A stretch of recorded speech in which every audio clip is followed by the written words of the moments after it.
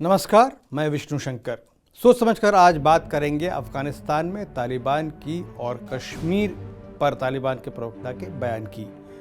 अफगानिस्तान में तालिबान का राज आने के बाद पूरी दुनिया में चिंता जताई गई कि 1996 से 2001 के बीच जैसा हुआ था, क्या उसी तरह फिर तालिबान अपनी ज़मीन का इस्तेमाल दूसरे देशों में जिहाद के नाम पर आतंकवादी हिंसा को बढ़ावा देने में करेंगे।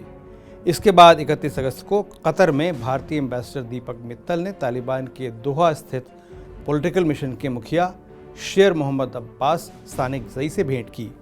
स्थानिकजई ने इस मुलाकात में भारत को यकीन दिलाया कि तालिबान अफगानिस्तान की ज़मीन को भारत के खिलाफ हमलों के लिए इस्तेमाल करने का इरादा नहीं रखता। लेकिन कल यानी मंगलवार को तालिबान के प्रवक्ता सुहेल शाहीन ने एक अंतर्राष्ट्रीय न्यूज़ चैनल से बात करते हुए कहा कि तालिबान अफगानिस्तान में माइनॉरिटीज़ को अपने रीति रिवाजों को मानने का अधिकार देता है।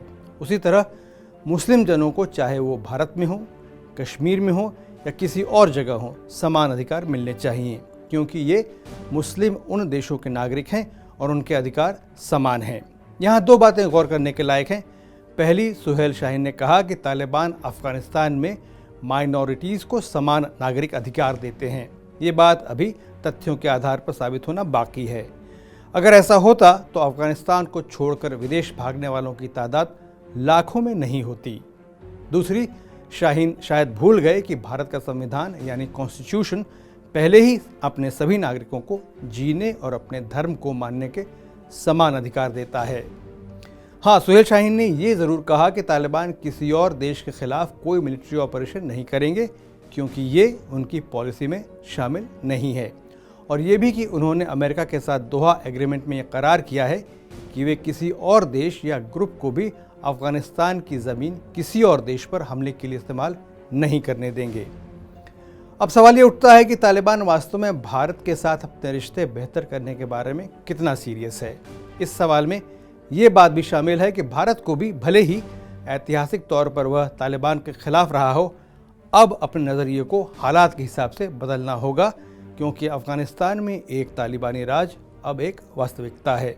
डिप्लोमेसी में एक सच्चाई और है, दो देश कभी भी साथ साथ जीने मरने की कस्में नहीं खाते। जब उनके आपसी हित मेल खाते हैं तभी दो देश साथ मिलकर काम करते हैं, यानी राष्ट्रीय हित सबसे ऊपर हैं।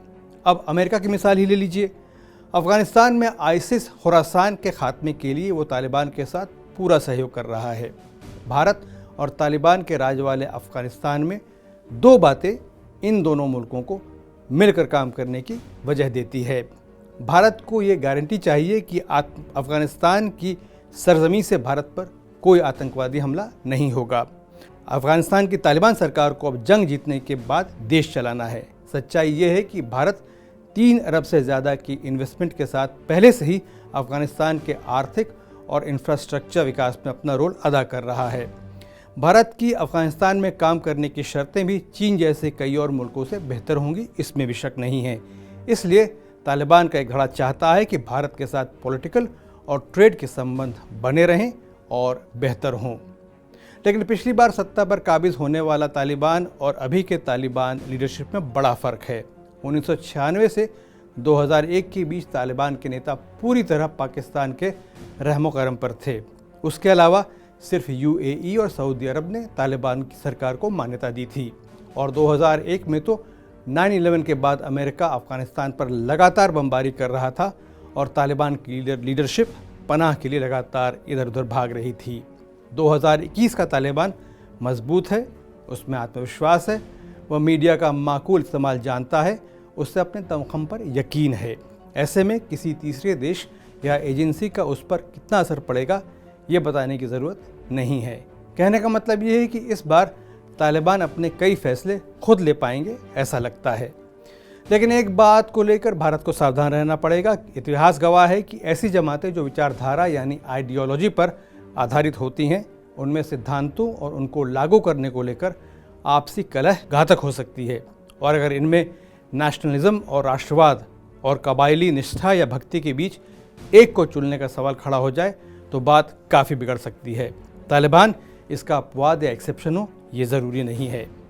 सोच समझ कर मैं आज यहीं तक। अगर आपको ये वीडियो अच्छा लगा हो तो इसे लाइक, शेयर और सब्सक्राइब करें और देश दुनिया की सभी खबरों और उनके सटीक विश्लेषण के लिए TV9 डिजिटल से जुड़े रहें। विष्णु शंकर को अब अनुमति दीजिए। नमस्कार।